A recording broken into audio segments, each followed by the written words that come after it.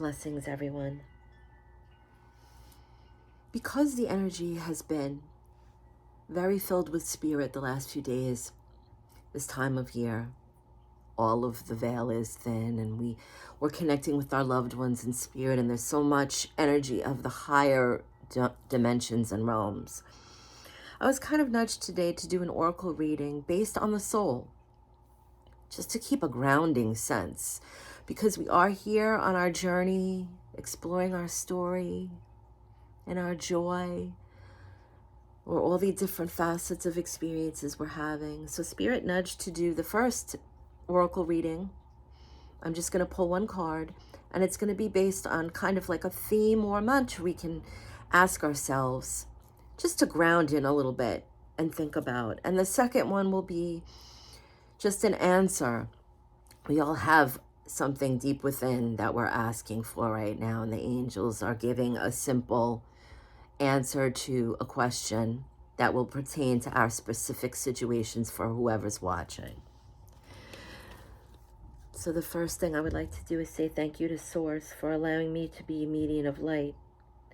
And then I ask the souls that are watching to please open up and step forward to receive a message for the highest good. Thank you. I'm very grateful. The first card shuffle is to embody Source. The second shuffle embodies Spirit.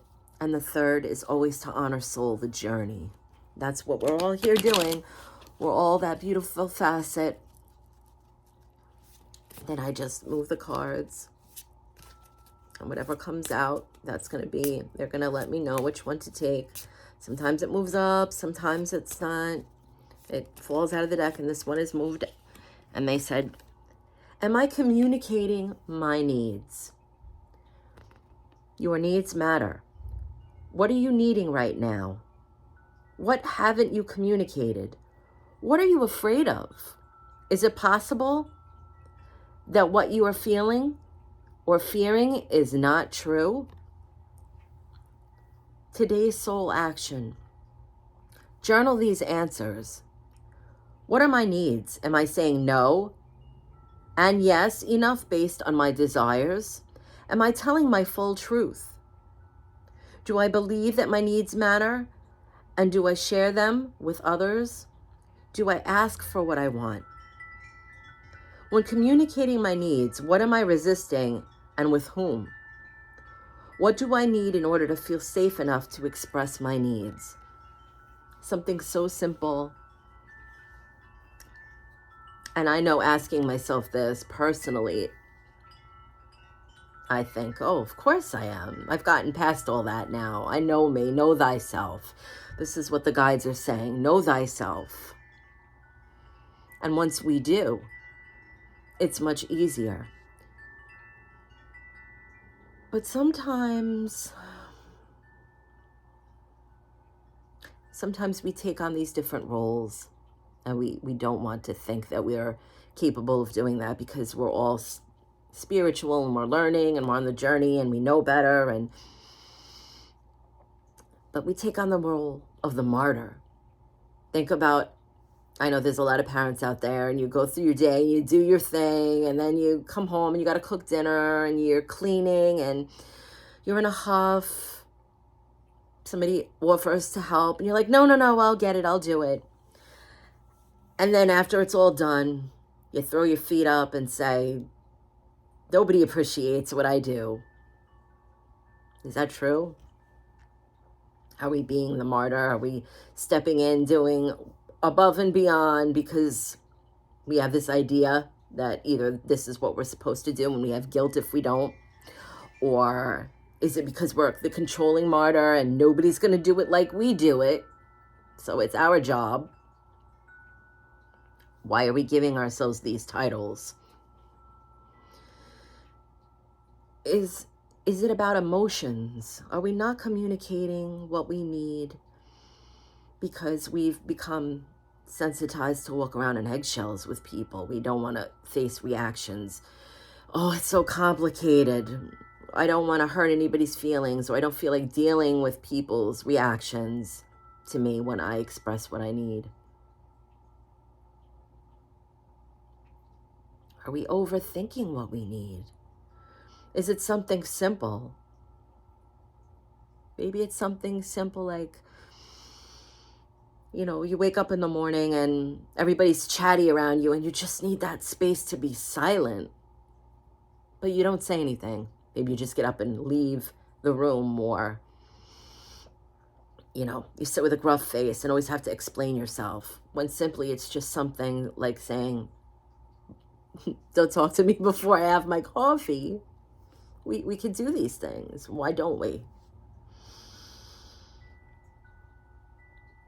Have we taken enough time really to know exactly what we want? Because that's another thing that sometimes we do. We send out all these different things, hoping someone's going to pick up on us and our energy or our frequency. And meanwhile, we're all over the place because we're not really sure. And so we're sending out these mixed messages to people, push, pull. It's like a Jekyll and Hyde personality, where one minute you're seeming like you want this attention from somebody or you're comfortable with it, and the next minute you're ignoring them and they're wondering what's going on.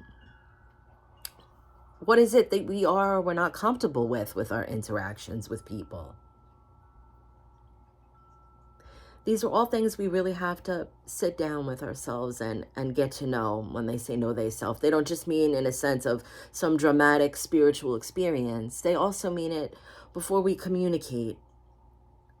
And yes, vibes, energy, frequencies, all this great stuff. But that human part of us has a need. And we have to be verbal with that. And we have to use our actions with that. Because there has to be a balance. There can't be a higher spiritual connection if we're not connecting in the physical. I mean, the guides are saying many will disagree with this, so be prepared. But it's true. You can have all the frequency experiences you want. You can connect telepathically all you want. But people still want the validation. And that's the soul experience here. If we wanted all of just complete higher frequencies, we would have stayed where we were in those frequencies, in those dimensions. But we came here, whether we like it or not, because we wanted part of that experience. We want the physical communication. We want the actions. If we're making someone a meal, we're showing them that we appreciate them in some way. If we're calling someone on the phone, we're showing that we want to reach out and have communication. We have the internet still, which is a vast array of communication in every form. Why is that? Because we want to make the world a little bit smaller of a place, but we want to connect in another way with like-minded souls. That's the key, soul. We're a soul here. We're part of the spirit in its fullness, but we're a soul. And are we resisting communicating? Why is that? Yes, I know there's a lot of people out there that are what we call loners, or enjoy their alone time, their space. But then we have to speak that to people. We have to let them know. Maybe people are misunderstanding us because our energy is saying one thing, but our words and our actions are saying something else. It's so important to align this. It's so imperative. It seems so simple and so mundane when everybody's saying they're vibrating at this fifth dimensional frequency.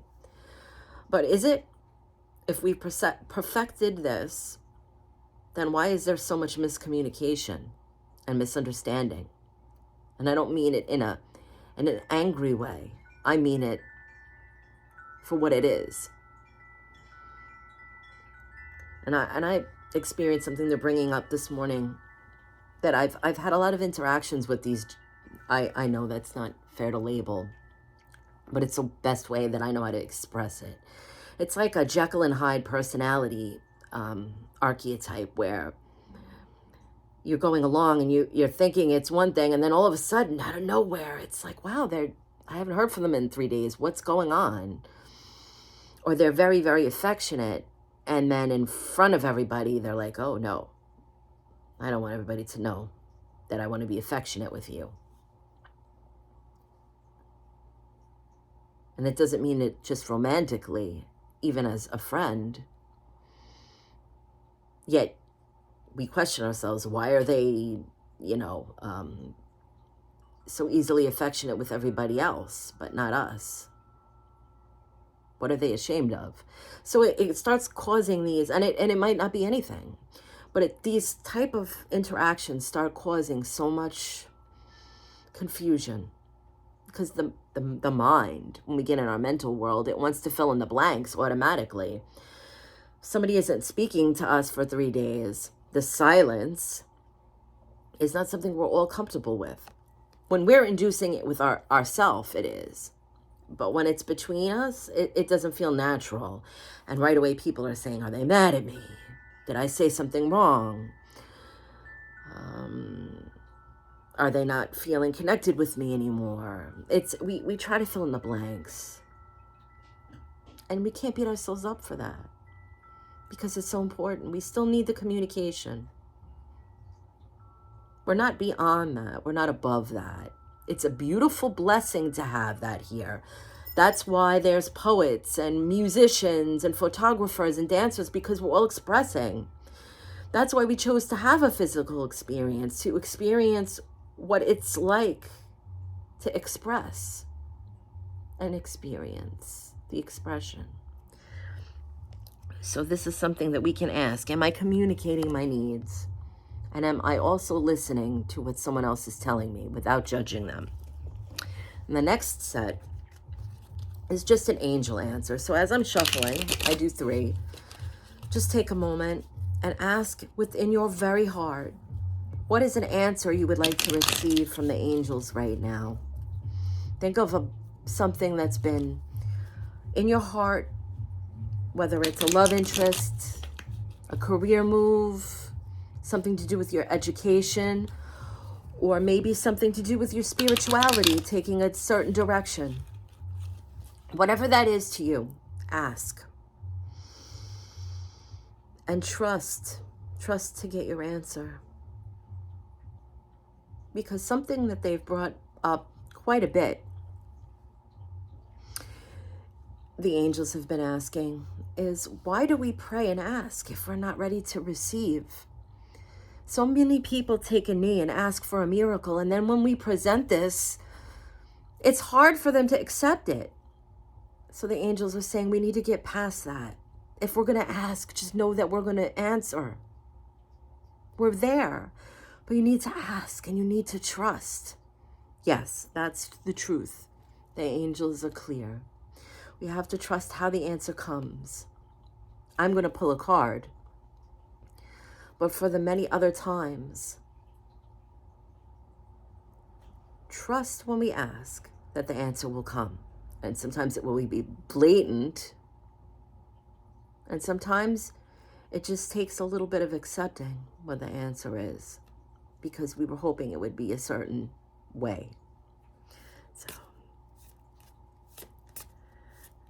they are very, very adamant. They want us to ask, just to ask, no matter what that is. That's why they're there. That's why they're reaching us. That's why they have all these beautiful people that do these things like tarot readings, or it's for us to go and ask, sit out in nature and look up at the clouds and ask for a sign. That's the joy of it. The excitement is knowing that it's going to come in some magical way. Keep the childlike spirit, the childlike innocence. They love that, because then they can have fun with answering us. And they're saying just to take this one. Compromise. And that's our answer, compromise. Whatever the question is, there is a median. Whether it's compromising with our own inner self, well, I really want to have something this way, but maybe I have to do this a different way. Or maybe I wanted to take this vacation in Aruba, but my partner wants to have something up in Vermont. So how are we going to work this? Compromise. They're saying that this can tie in also to the Soul Truth card of communicating, compromise, understand someone's love language. Maybe you think that you're being clear, but you're expressing your way, and it's just not coming across. So what do? Let's find out. Let's compromise and find out what's the best way to communicate with this person.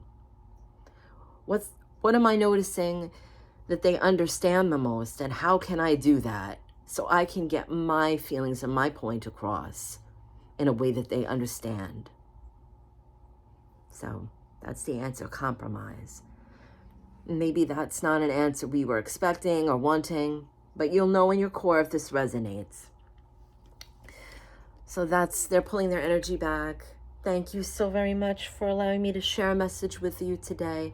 I'm sending all my love and light. Enjoy the beautiful energies and connect with your loved ones. Spirit is very, very clear right now to everyone. It doesn't take anything special, just a feeling in your heart. Much love.